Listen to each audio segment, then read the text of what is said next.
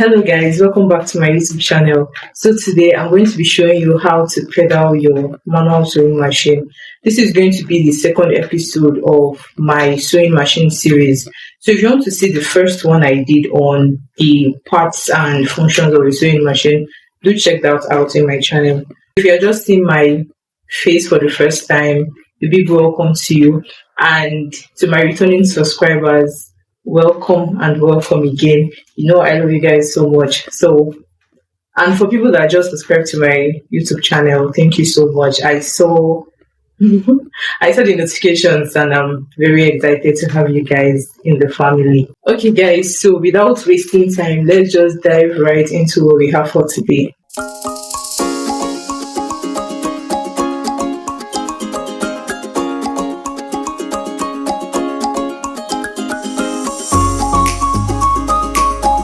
Today I'm going to be showing you how to pedal your manual sewing machine, and there are three things you need to know before you pedal your sewing machine.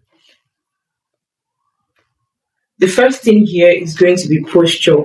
I'm going to be taking you through the right posture because I've heard of cases where in the course of pedaling the sewing machine, some people develop backache, chest pain, or I've even heard of severe cases of people bleeding through their nose. So apart from people that maybe have underlying health conditions, I can say it could be posture problems.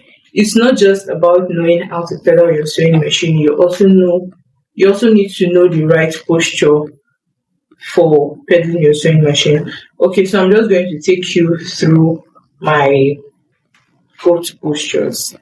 Okay guys, so for posture, while sitting before your sewing machine is in front of you. The right posture is to sit straight. Sit straight. If you need more support, get a chair that has armrests to sit straight.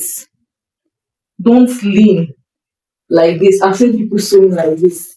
What this posture is going to do to you is that it's going to give you backache and also severe cases, bleeding through the nose and even chest pain. So the right posture is to sit up straight. If you're finding if the distance between yourself and the sewing machine, if the distance between you and the sewing machine is too far, you can bring your sewing machine closer, or you take your chair closer. It's best to sit straight. If at all you want to bend so that you can see what you are doing, instead of you bending like this, you can just lean front. I don't know if you can see, my back is still straight. You can just lean forward. Lean forward, don't bend. You lean forward or you sit up straight. So guys, that's the right posture because you don't want to be pedaling your sewing machine and you're having chest ache, or you're having backache, or you're bleeding through the nose, or those severe case scenarios. So to the right posture, sit up straight like this. Or if you want to, for clearer vision, you can lean forward, don't bend, lean forward, then you paddle your sewing machine. If the distance between you and your sewing machine is too far apart, you can either bring your sewing machine closer. Because of the camera, I don't want to fix this chair. You can bring it closer. So that's the right posture, guys. We are going to dive into the second thing you need to know before you start pedaling your sewing machine, and that is the techniques. Okay guys, so on to the second part, which is the techniques. You need to know the techniques before you start pedaling so that it will be easier for you. So I'm just going to put my sewing machine in a state of what you need to know first is that this is where I learned mine, and I just hope it will be very explanatory for you guys. So the movement of your feet, it starts with backward, forward, backward, forward, backward, forward, backward, forward, backwards, forward, backward, forward, backwards, forward, backwards, forward. This is an exercise that you can practice before you even come. Like you can practice before you even come before your sewing machine. It's very essential because that's the movement of your feet while you are pedaling.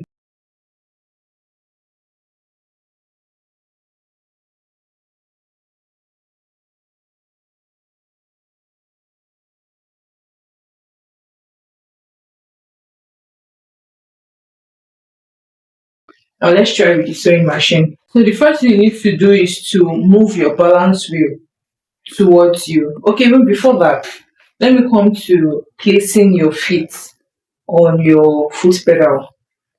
It's best to place it this way. Don't know if you can see my sewing machine has these three compartments. So it's best to place it this way. Your feet should be apart. It helps to like reduce pressure on your knee or on your lap. So it's best to place your feet like this. It's not like if you place your feet like this, you can't sew, you can't pedal, I mean. But you're going to be applying too much pressure on your knee. But if you find out that this way works best for you, you can stick with it. Place your feet apart. Then the first thing you need to do for the pedaling action is that you move your balance wheel towards you. This is my balance wheel. Move it towards you. Once you move your balance wheel towards you once, it automatically pushes your feet backwards. It pushes the foot pedal and your feet backwards. So let's come again. Because you need to do it like fast. Move it, takes it backward, and you apply pressure forward, move it back again. Forward, backward, forward, backward, forward, backwards, forward, backwards, forward, backwards, forward, backwards. Let's come again. So you move your foot pedal, move your balance wheel towards you. It automatically pushes the foot pedal and your feet backwards. So then you apply slight pressure forward, like that, backward, forward. Let's do it again. So move your balance wheel towards you. Not away. This is away from you. When I mean towards, I mean like this. This is away from you. So you move your balance wheel towards you. Slightly push it forward, backward, forward, backward, forward, backward, forward, backward, forward, backward, forward, backward, forward. So let's come again. Move your balance wheel towards you. It automatically pushes the foot pedal and your feet backwards, that's towards you. Then you apply slight pressure to move it forward, then backward, forward, backward. Guys, I said slight pressure, not too much pressure. So let's come again. Push your balance wheel towards you. Automatically pushing your feet backward, then slight pressure forward, backward. Let's come again. Backward, forward, backward, forward, backward, forward, backward, forward, backward, forward, backward, forward. Like that. Okay, actually, let's practice with a piece of fabric. I have this piece of fabric here. So let's practice with it. So when you place your fabric, you're going to move your presser foot lifter, move it downward, just bring it down. Then my foot pedal now is in the rest state. Move your balance wheel towards you. Backward, forward, backward, forward, backward, forward, backward, forward. You can see the way the fabric is moving. It's moving the other way. So backward, forward, backward, forward, backward, forward. It's okay not to be very fast where you are starting. It's okay to be slow. Let me do that. Move it towards you. Sorry. Move it towards you. Backward, forward, backward, forward, backward, forward, backward, forward, backwards, forward, backward, forward, backwards, forward, backward, forward. Okay, then now I'm going to show you the wrong way to paddle your sewing machine. The wrong way to do it. You know, I said the first step to paddle it right. The first step is to move your balance wheel towards you. Now to pedal it wrong, move it away from you. Then still continue your backward, forward, backwards, forward. You can see the way the fabric is moving. This is the wrong way to pedal your sewing machine. Let's do it again. The wrong way, guys. Move your sewing machine now in its rest position. So move it away from you. The right way to move it towards you, the wrong way to move it away from you. Then start with your backward, forward, backward, forward, backward, forward. The fabric is moving. This is the wrong way to do it. So let me show you for the last time before I go on to the third agenda. Move it towards you. Backward, forward, backward, forward, backward, forward, backward, forward, backward, forward, backward, forward, backward, forward.